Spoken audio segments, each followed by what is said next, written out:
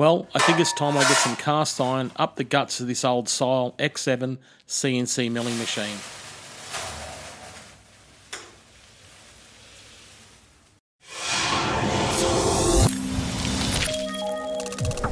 Welcome back to the Design, Creativity and Technology channel. My name's Aaron. So today we're going to be machining this flywheel, which is made from cast. Now this is for the SV 4-stroke engine. We call it the SV engine because it was made by another YouTuber called Sander Vercammen. So let's pop over now and have a look at the flywheel. I've isolated it from the drawing. You can see here today that in my setup, I've picked the center of the flywheel for my G54. I know it's G54 because it's on 0, which defaults to G54. So just a little reminder, if you have 0 or 1, it's always going to default to G54.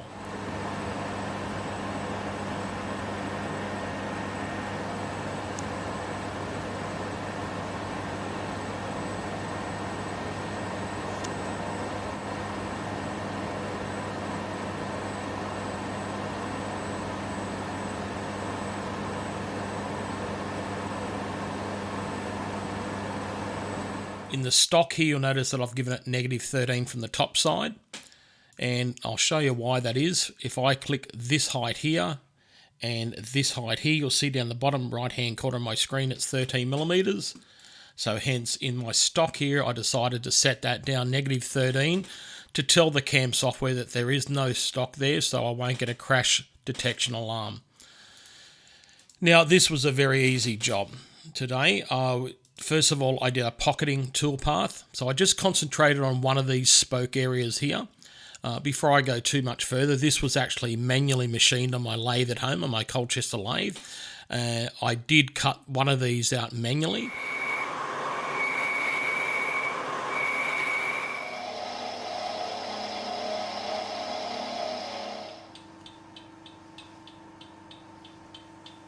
However, this time I've got another 3 to make because I'm making 4 engines at once.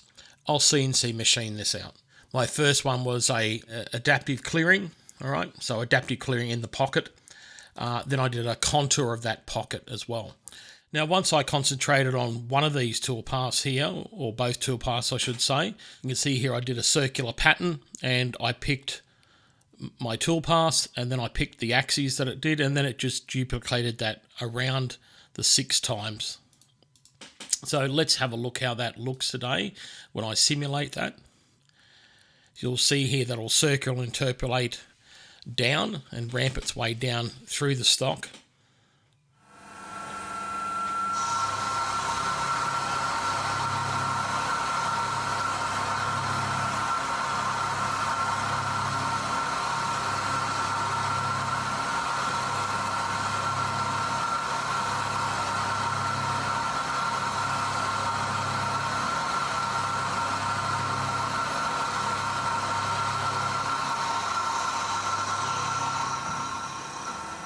Once it gets to depth, so we're down at -24 here, you can see that it's roughing out. Now,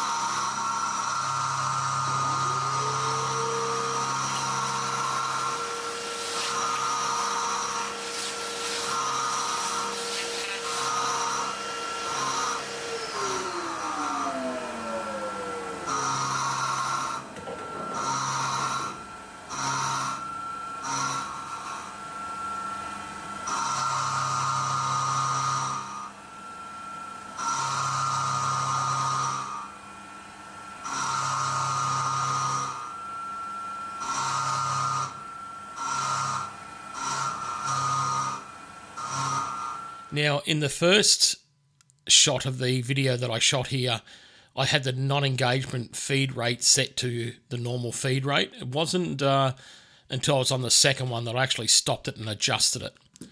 So what does that mean? So in here, in your pocket adaptive, if we edit that, up here where it says non-engagement feed rate. You can change that from the normal feed rate, which I've got set here, the cutting feed rate of 500 millimeters per minute, and I went 5 times faster than that. If I don't change that, it will just do it the feed rate program. Now, this was a little tip that my good buddy Kevin Ellison showed me.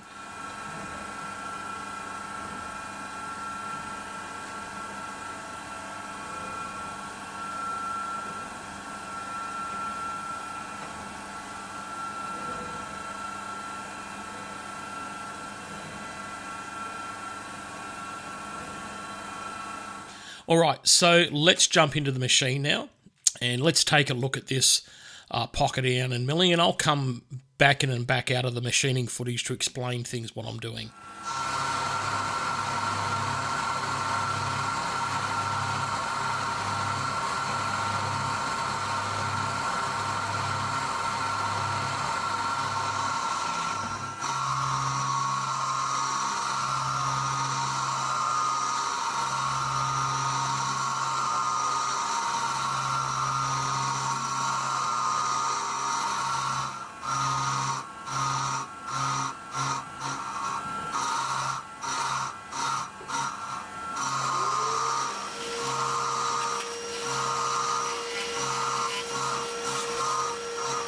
So this is currently where I have you in the video at the moment. So we've just finished the adaptive clearing on the 5th spoke here. So let's press play. We're going to drop down and do a contour cleanup now.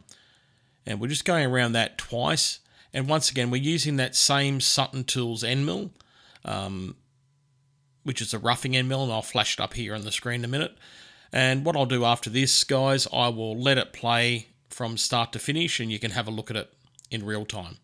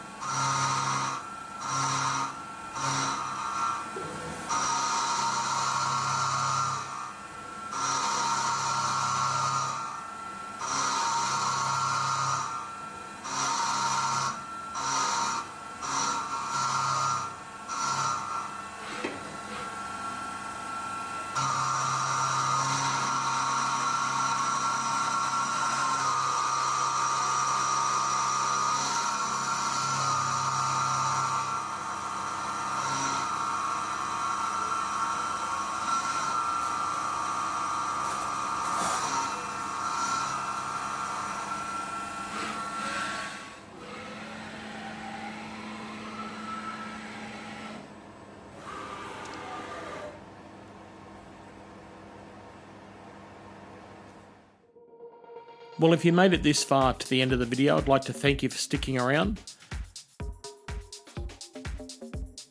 I'm really happy with the overall finish of the flywheels.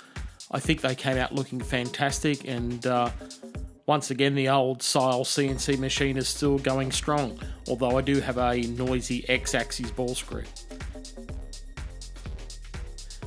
What I'll do here, I'll leave you with some footage of the controller running the program just before I push the big green Go Fast button.